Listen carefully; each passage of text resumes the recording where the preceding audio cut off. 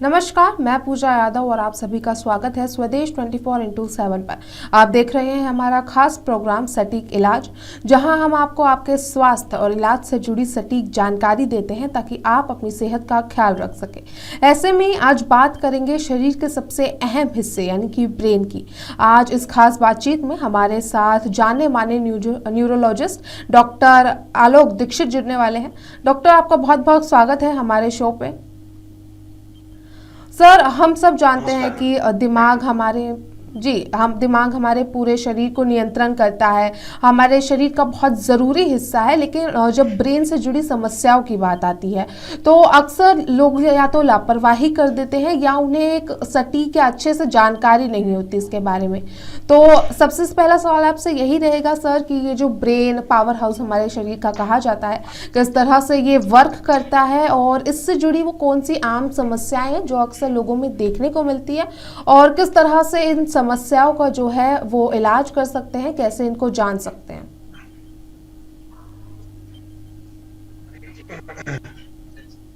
Actually madam आप मुझे सुन पा रही? जी मैं सर, पूछिए। मेरा आपसे सवाल ये था कि जैसा कि हम सब जानते हैं कि ब्रेन हमारे शरीर का जो है वो बहुत ज़रूरी हिस्सा है। तो ऐसे में लेकिन जब ब्रेन से जुड़ी किसी भी समस्या या बीमारी की बात आती है तो अक्सर लोग या तो घबरा जाते हैं या वो लापरवाही कर देते हैं, क्योंकि कहीं ना कहीं एक अच्छे से जानकारी उन्हें इसके बारे में नहीं होती। तो सबसे पहला सवाल आपसे यही रहेगा कि जो ब्रेन है वो सबसे पहले तो फंक्शन किस तरह से हमारे शरीर में करता है, और उससे जुड़ी वो कौन कौन सी समस्याएं हैं, और उन समस्याओं को कोई भी आम आदमी पहचान कैसे सकता है? जी मैडम, नमस्कार। मैं डॉक्टर आलोक दीक्षित, जी कंसल्टेंट न्यूरो सर्जन, ग्वालियर में अपोलो हॉस्पिटल में कार्यरत हूँ इस समय। आज अपन इसके लिए जो मैंने में सवाल पूछा है कि ब्रेन में अगर कोई प्रॉब्लम होती है तो हम से सकते हैं कि सर्जन से या न्यूरोलॉजिस्ट से मिलना चाहिए। तो सबसे पहले कि जो हमारा ब्रेन है उसका फंक्शन जैसे बॉडी के और हिस्से होते हैं कि अगर है तो मुझे मेरे हाथ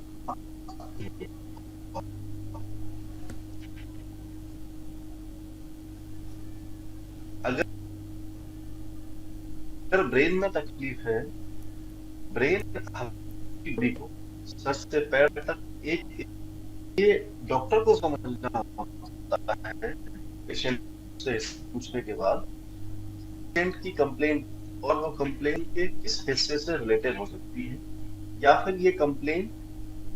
जो पेशेंट को है वो एक्चुअली उस ऑर्गन से है जहां से ये स्टार्ट हो रही है, या फिर ये ब्रेन से रिलेटेड है जगह से प्रॉब्लम स्टार्ट नहीं हो रही जहां ये दर्द। मान लीजिए कि किसी को राइट हैंड में पेन है, दाहिने हाथ में दर्द हो रहा है या दाहिने कंधे में दर्द हो रहा है, तो ये जरूरी नहीं है कि दाहिने हाथ का या दाहिने कंधे का दर्द उसके कंधे की वजह से हो या उसके हाथ की वजह से हो। ये हो सकता है कि ये उसके ब्रेन से स्टार्ट होगा या उसकी रीढ़ की हड्डी स्पाइनल कॉर्ड से स्टार्ट होगा।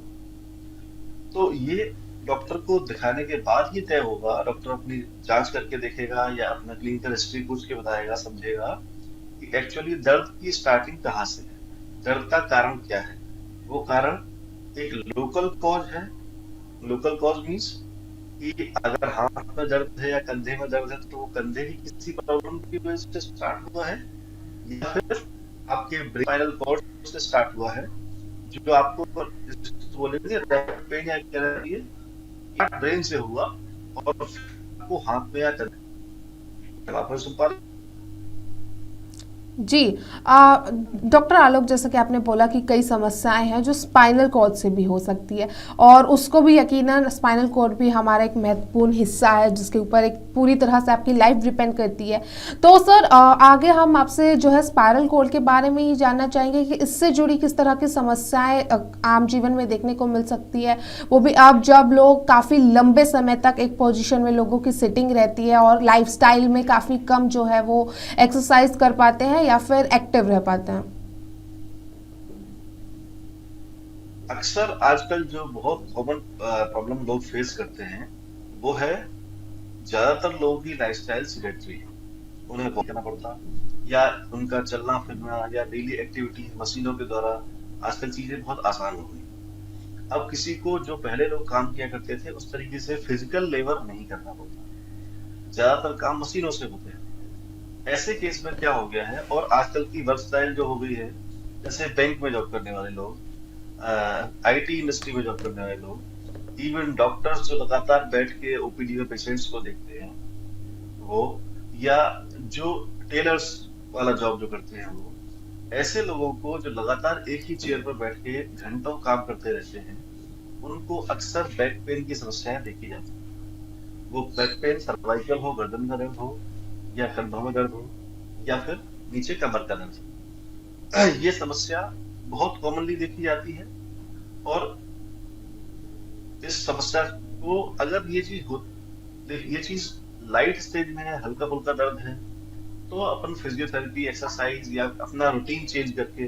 जो अपनी डेली रूटीन है उसको बदल के, थोड़ा फिजिकल एक्टिविटी को बढ़ा के इन चीजों से निजात पा सकते हैं। लेकिन अगर ये प्रॉब्लम सीवियर हो जाती है या दर्द असहनीय हो जाता है, या किसी हाथ पैर में कमजोरी का आना या सूनापन लगना या झुंझुनी होना ये बहुत ज्यादा बढ़ जाता है कि आपकी ये डेली रूटीन लाइफ को डिस्टर्ब करता है,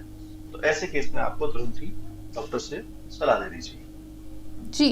डॉक्टर आलोक, जैसा कि आपने भी बताया कि ब्रेन भी ज़रूरी है और स्पाइनल कॉर्ड भी, लेकिन इन दोनों की जब अक्सर बात होती है तो कहीं ना कहीं वो कोड रिलेशन जो है दोनों का, वो लोगों को आम भाषा में समझ में नहीं आ पाता। तो यही आपसे अगला सवाल रहेगा कि ब्रेन और स्पाइनल कॉर्ड का आपस में क्या कोड रिलेशन रहता है, और जब भी इन दोनों की कोई भी समस्या आए तो लोग अक्सर घबरा जाते हैं क्योंकि लोगों को लगता है कि इनका इलाज मतलब कोई बड़ा इलाज, ऑपरेशन, उसके बारे में भी आप हमारे दर्शकों को अगर जानकारी दे सके तो।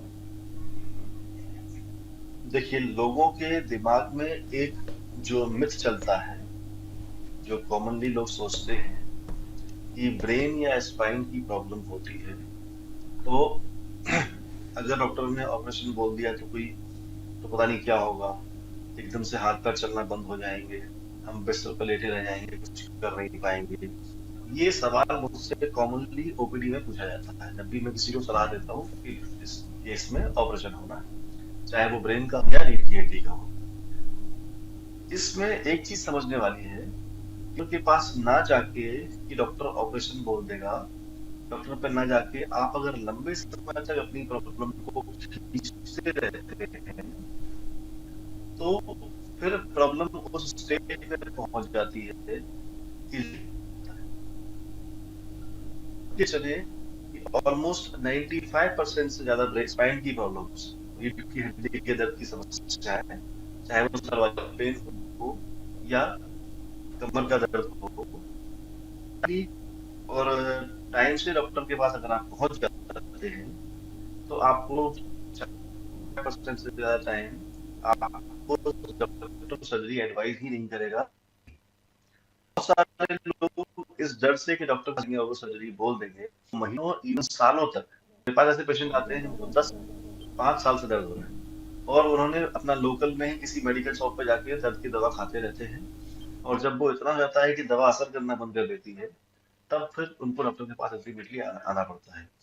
या फिर कोई कमजोरी इतनी बढ़ जाती है शरीर किसी हिस्से में, कोई हाथ काम करना बंद कर दिया या दोनों हाथ काम करना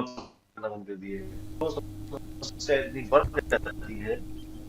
पेशाब का रुक जाना या पेशाब का बार बार आना, में हो जाना, प्रॉब्लम इस लेवल पर उन्हें डॉक्टर के पास, अगर वही पेज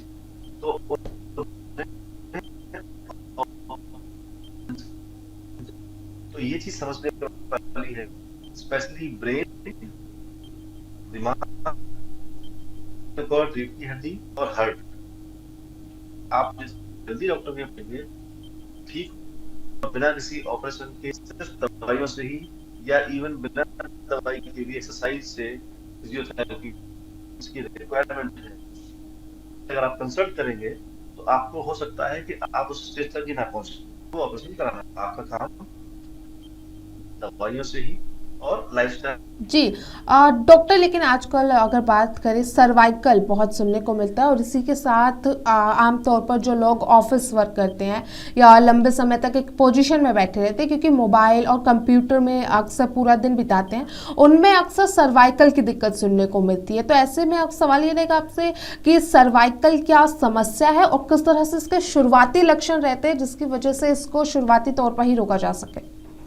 देखिए, वर्क करने वाले लोग या बैंक में जॉब करने वाले, उनकी सिटिंग जॉब, ऐसे लोगों को जो कंप्यूटर में, स्पेशली आईटी इंडस्ट्री के लोग, जिनको बैठ के 10 घंटे, 8 घंटे, 6 घंटे कंप्यूटर में देखते हुए गर्दन को झुका के लगातार काम करना होता है, ऐसे लोगों के लिए जो एक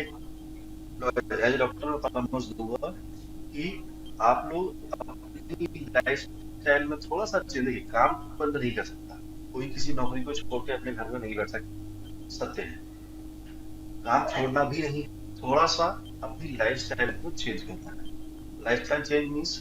अगर आप लगातार 4 घंटे काम करते हैं तो उसे लगातार करके आप आधे घंटे, 40 मिनट, 45 मिनट काम करने के बाद 10 मिनट का, 5 मिनट का ब्रेक लीजिए, थोड़ा अपनी गर्दन की एक्सरसाइज करिए, हो सके थोड़ा घूम फिर के चल के आ जाइए, 10 लीजिए, थोड़ा वॉक करिए, चल के आ जाइए। उस 10 मिनट के ब्रेक में तो मत देखते रहिए। अगर आप मोबाइल देखेंगे तो आपकी गर्दन जो आप यूज करते समय आपकी गर्दन थी, आप नीचे देखेंगे मोबाइल कि हर डायरेक्शन में उसका गर्दन होगी इस टाइप की, तो लेंगे उससे आपकी जो मसल्स हैं, गर्दन की मसल्स हैं, सर्वाइकल मसल्स हैं, उनको एक आपसे कंप्रेशन हो जाता है, उनको एक एनर्जी आ जाती है, लगातार एक ही कोई बैठे रहने से जो एनर्जी एग्जॉस्ट हो जाती है वो फिर से एक तरीके से उनका रिचार्ज होता है। तो ऐसे लोग जैसे जॉब में है, जॉब नहीं छोड़ सकते, ना ही जॉब छोड़ना होता है, ना ही बहुत दिन लीव मिल सकती है। आपको उस जॉब को करते हुए ही अपनी लाइफ को ऐसे चेंज करना है कि आपका दर्द जो है या जो प्रॉब्लम आपकी है उस प्रॉब्लम का सॉल्यूशन हो सके। अब जो दर्द होता है वो क्यों होता है? जब गर्दन लगातार एक ही पोजीशन में रहती है तो हमारी जो गर्दन की मांसपेशियां हैं, सर्वाइकल पेन जो क्यों होता है, हमारी जो सर्वाइकल गर्दन की जो मांसपेशियां होती है, मांसपेशियों में खिंचाव पैदा होता है, मांसपेशियों में खिंचाव होता है। इस कंडीशन में किसी भी की आवश्यकता नहीं होती है। हम इस फेज में डॉक्टर से नहीं मिलते और अपनी लाइफस्टाइल चेंज नहीं, और या कभी फिजियोथेरेपी या जो बेसिक चीजें हैं, ट्रीटमेंट का हिस्सा है, हम जब वो फॉलो नहीं करते